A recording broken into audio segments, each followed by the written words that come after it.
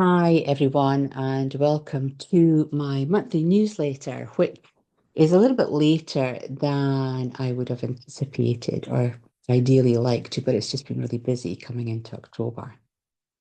So, we had a whole episode in September, which is a reflection of August, where August people were not listening to their intuitive selves, weren't quite sure how to trust what they were feeling. And what has followed through from that is our self-imposed limiting belief systems. And so it's been really interesting throughout September watching people really going through a process of, am I good enough? Can I do that? I'm not quite sure about doing that, which is different from not trusting your intuition because intuitively there is just always a sense of knowing, and when we don't follow our intuition we always go, oh, I should have done that. But limiting self-belief is something that is inherent to us. It is thought patterns, attitudes, and convictions that we hold about ourselves, which are not necessarily true but what other people hold about you. And I actually really struggle with this, I have to say. I definitely have my own set of limiting belief systems regarding myself. And when I get these amazing compliments, these amazing reviews, people come back for more, they enjoy an experience, be it in a class or in a one-to-one session, and I'm told how much I have helped them. I find that quite difficult to allow myself to believe that because I myself struggle with my limiting belief system. And these convictions that we have, so I'm going to use the word conviction, these convictions that we have about ourselves, they operate quite unconsciously and they shape our behavior and the decisions in really subtle ways. So when people are really nice to me, I find it really difficult to, one, accept what I'm being given as a beautiful compliment. And then I don't know how to correspond and respond to that. And I find it really difficult, not just in accepting, but then the acknowledgement of that wonderful thoughts that people share with me about myself and about my work. And so that's a really unconscious thing. And it only comes to the surface when I'm really faced with it. And then my mind clicks into, oh my gosh, how am I going to respond? Other than thank you, that's really kind of you. I really appreciate what you're saying, which is usually what I say. But I always think I've got a whole other vocabulary in there hiding in me that I want to express and share, but I just can't quite find the right words. And that is, it's very different from not listening to our intuitive self. I think negative feedback and criticism, it comes from all different manner of origins now. From you hearing something, let's say on a social media platform, and you get criticized by strangers or a family member or a friend, through criticism at work where you're not performing well, you're not good enough, you're not doing good enough. I was once told I wasn't sparkly enough. Not quite sure where sparkly came in my job description, but anyway, I wasn't sparkly enough.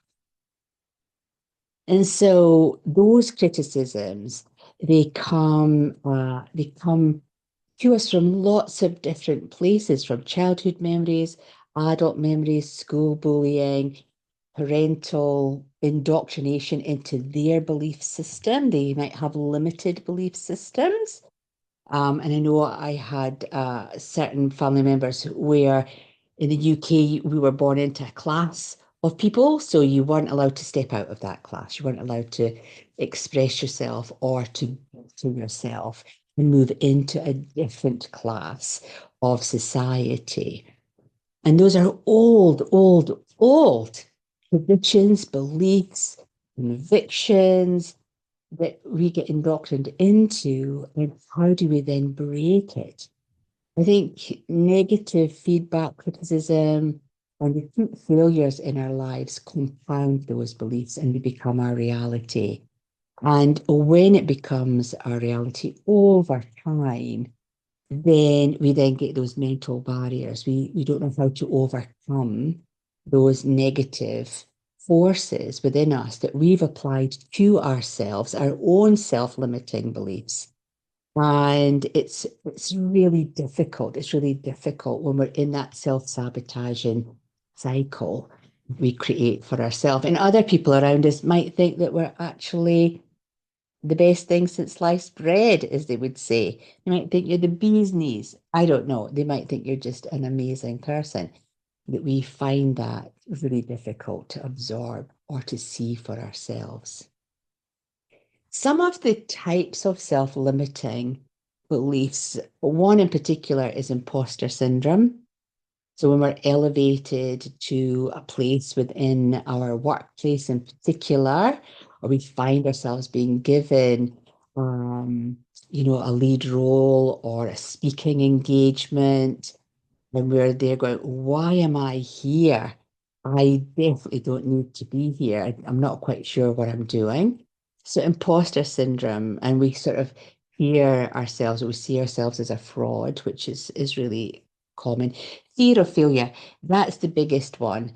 I think people don't like failure, but really, I'm going to change the word failure to just a learning opportunity. If you try something, and it doesn't quite work out, then you just do it better the next time. So that fear, that word fear, which I've done many video blog on how fear holds us in this tragic place of not doing anything. If we overcome that sense of fear and not challenging ourselves, but when we do challenge ourselves, even if we get it wrong, we just think, wow, I know how to do that the next time. So we see it more of a learning opportunity. A perceived lack of ability is another thing. Thinking you lack the skills or intelligence to succeed. I always categorize myself as naive. I feel I sort of stumble into situations quite naively, wholly unprepared for what is going to happen. And I just think, wow, how did I get here? I also think that with my dyslexia, my vocabulary range is quite limited because I tend to be really direct and I don't have this beautiful turn of phrase or this way of embellishing uh, phrases into something just wonderful, a beautiful piece of prose, whereas I'm just cut it out. And that's what dyslexics do.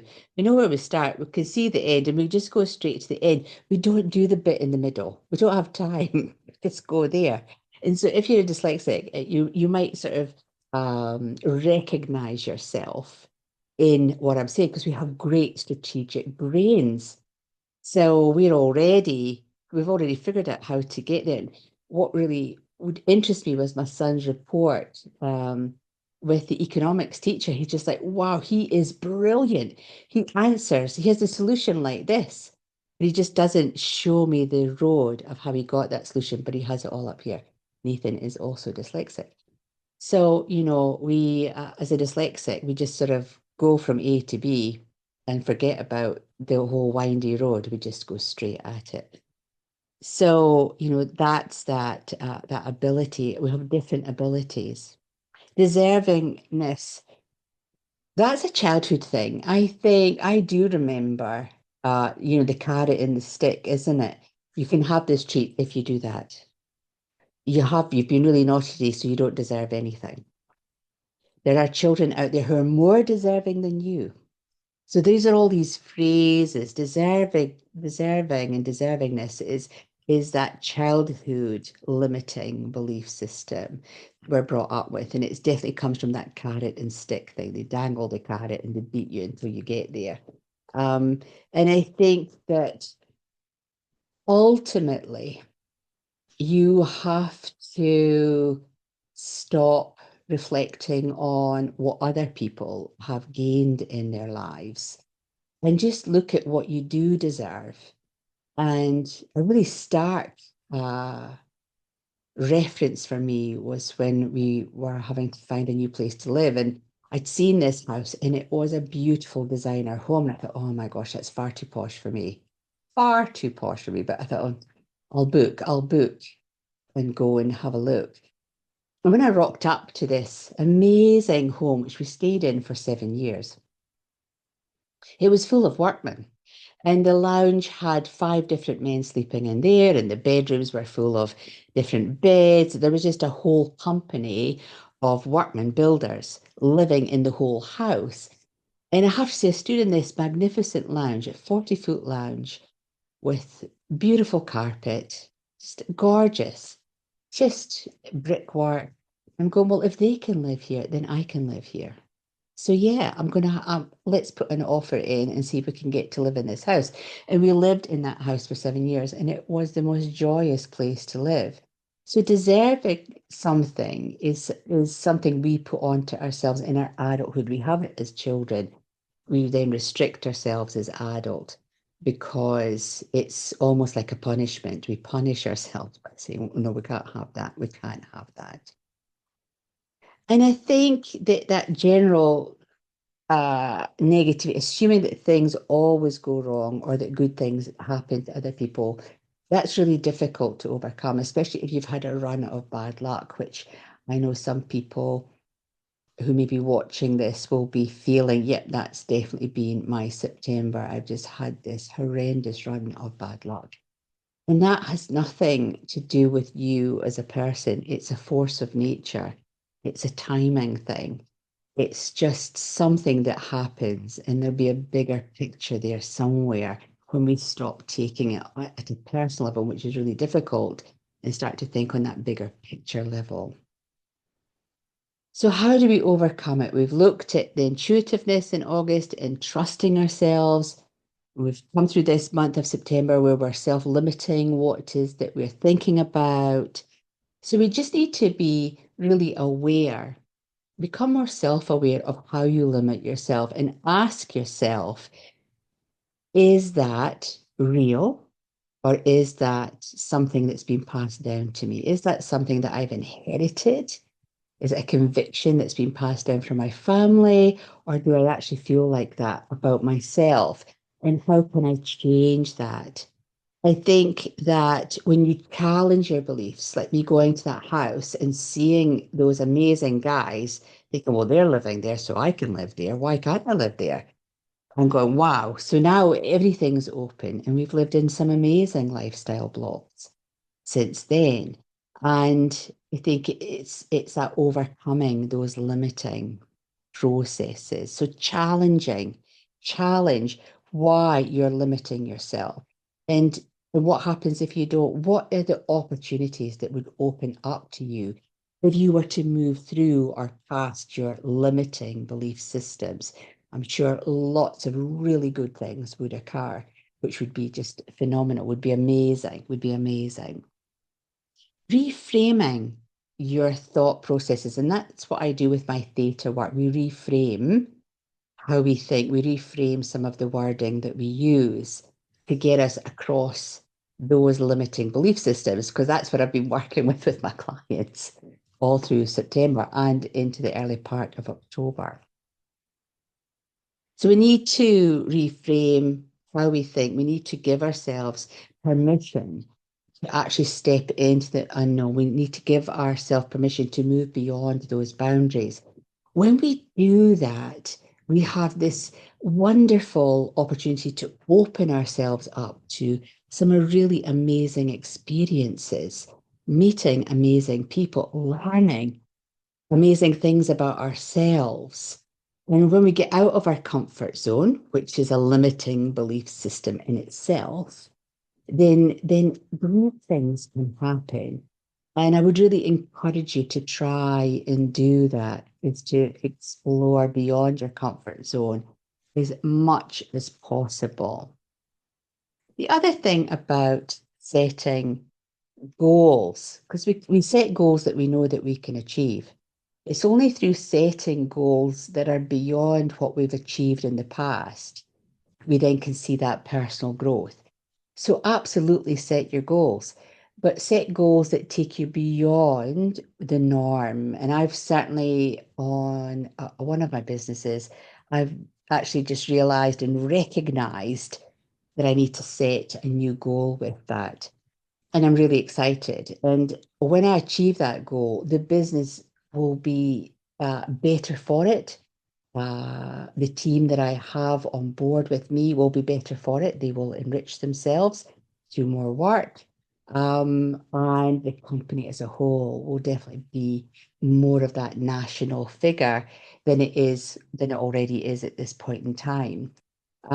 So that's exciting to me. So setting goals, achieving those goals, and getting the assistance that you need um, to expand your world around you, just is that most awesome thing. I know for myself, quite a few years ago, I was told by the universe whilst driving my car, as you do, your mind is open to the universe. You're not thinking, well, I'm not thinking anything. I always describe myself as tootling along.